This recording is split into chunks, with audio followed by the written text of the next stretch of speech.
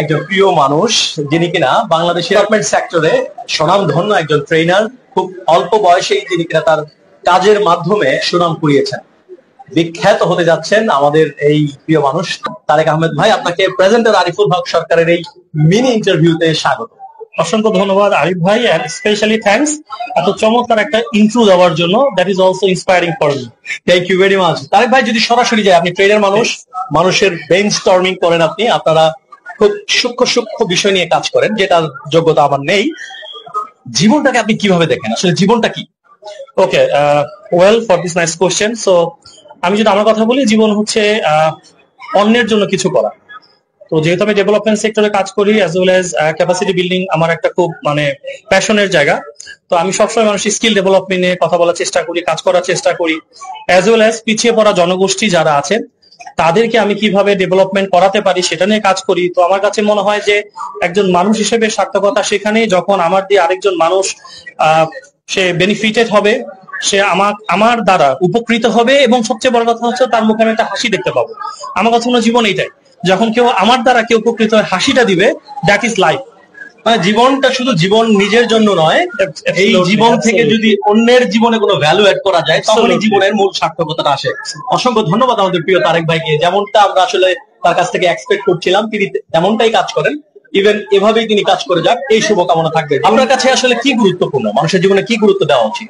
Career, নাকি আসলে সামগ্রিক অর্থে একটা সুন্দর নিরাপদ জীবন? ফাইন, আসলে আমার কাছে মনে হয় সামগ্রিকভাবে জীবনকে চিন্তা করলে সবার প্রথমে একজন ভালো মানুষ হওয়া দরকার। একজন ভালো মানুষ যদি হতে পারি, তাহলে তার রিফ্লেকশন আমার পার্সোনাল লাইফ, আমার সোশ্যাল লাইফ, আমার প্রফেশনাল লাইফে রিফ্লেক্টেড হবে। আর একজন ভালো মানুষ এবং ভালো মানুষের মধ্যে অনেক পার্থক্য আছে। তো ভালো মানুষ আসলে হবার জন্য আমরা হয়তো ইনহেরেন্টলি কিছু যোগ্যতা নিয়ে হয়তো আসি, কিছু গুণাবলী নিয়ে আসি, আর কিছু আমাদের শিখতে হয়, যে জায়গাটাতে আমরা লাইফ স্কিল, সফট স্কিল নিয়ে কাজ করি। তো আমার কাছে মনে হয় যে সামগ্রিকভাবে জীবন হচ্ছে নিজেকে প্রস্তুত করা, পরিবর্তনের সাথে খাপ খাইয়ে নেওয়া, অন্যের জন্য কাজ করা, এবং একজন পরিপূর্ণ ভালো মানুষ হওয়া। Thank you very much. আমাদের তারেক ভাই ঠিক আমার মতোই গ্রাম খুব ভালোবাসে, গ্রামকে রিপ্রেজেন্ট করে। আমি আপনার কাছে জানতে চাই, এটা কেন করেন? আসলে আপনি একটু দেখেন, আমরা যারা শহরে থাকি, এই শহরের মানুষদের জীবনের যে ভ্যালুটা এডিশন হয়, এটা কিন্তু গ্রাম থেকেই আসে।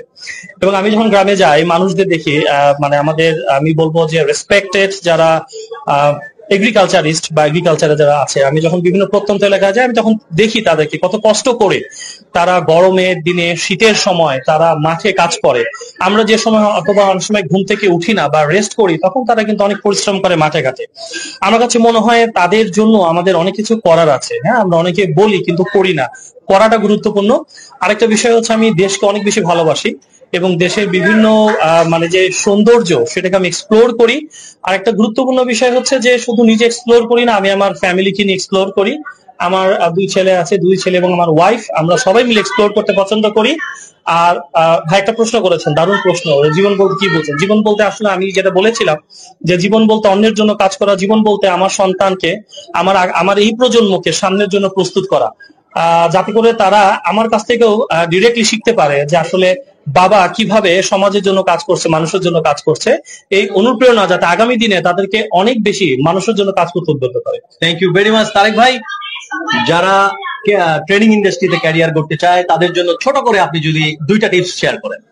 ওকে, ফাইন। সো ইন্ডাস্ট্রিতে ক্যারিয়ার করতে গেলে আমি বলবো ফার্স্ট ওয়ান, সেটা হচ্ছে আসলে ক্যাপাসিটি ডেভেলপ করতে হবে। সো ক্যাপাসিটি ডেভেলপমেন্ট এবং সেটার অ্যাপ্লিকেশন ইজ ভেরি সিগনিফিকেন্ট। আর এলএনডি তে কাজ করতে গেলে আরেকটা হচ্ছে নেটওয়ার্কিংটা বাড়াতে হবে। হ্যাঁ, কারণ হচ্ছে এখানে নেটওয়ার্কিং এর কোনো বিকল্প নেই। আপনার ক্যাপাসিটি থাকতে হবে, at the same time networking থাকতে হবে। এক্সপোজার যত বেশি থাকবে, যত বেশি ইন্ডিভিজুয়ালি, কালেকটিভলি মানুষের লাইফে ভ্যালু অ্যাড করতে পারবো, তত বেশি এলএনডি তে আমরা আরো বেশি নিজের অবস্থানকে শক্ত করতে পারবো। সুতরাং বুঝলেন তো, আমাদেরকে নিজের ক্যাপাসিটি আগে বাড়াতে হবে, তারপর অন্যের ক্যাপাসিটি বাড়ানোর জন্য কাজ করতে হবে। শেষ প্রশ্ন, প্রিয় তারেক ভাই, আমার উপস্থাপনা আপনার কেমন লাগে? ওকে, ফাইন। সো অলওয়েজ আমি বলি যে আরিফুল ভাই একজন ন্যাচারাল একজন প্রেজেন্টার, এবং উনি খুব চট জলদি দারুণ দারুণ কোশ্চেন তৈরি করতে পারে, যে কোশ্চেন গুলোর মাধ্যমে অডিয়েন্সরা অনেক বেশি উপকৃত হয়। লাইক এই সেশনে আমরা যেটা দেখলাম, তো আমি আসলে পার্সোনালি ওনাকে অনেক বেশি পছন্দ করি এবং আমি ওনার কিন্তু একজন ফেলো। সো ওনার প্রেজেন্টেশন, উনি শুধুমাত্র কর্পোরেট লেভেলে না, উনি কিন্তু আমার মতে বিভিন্ন প্রত্যন্ত অঞ্চলে চলে যায়, সমাজের জন্য কাজ করে এবং সামাজিক অনুষ্ঠানে উনি অনেক বেশি উপস্থাপনা করতে পছন্দ করেন। তো আপনার জন্য অনেক শুভকামনা রইল। Thank you very much. শুনলাম আমাদের প্রিয় তারেক ভাইয়ের কথা। এভাবেই আপনারা গ্রাম বাংলাকে ভালোবাসুন, আবহমান গ্রাম বাংলাকে তুলে ধরুন বিশ্বের মাঝে। আমাদের বাংলা অপার সম্ভাবনার বাংলাদেশ, এই বাংলাদেশটাকে আমরা ভালোবাসি। এভাবেই আমরা একে অন্যের পাশে দাঁড়িয়ে নিজেও ভালো থাকবো, অন্যকেও ভালো রাখবো। ধন্যবাদ। ভিডিওটি বেশি বেশি শেয়ার করুন, অন্যকেও জানিয়ে দিন আমাদের তারেক ভাইয়ের এই সুন্দর, চমৎকার, গুরুত্বপূর্ণ পরামর্শগুলো। ধন্যবাদ সবাই।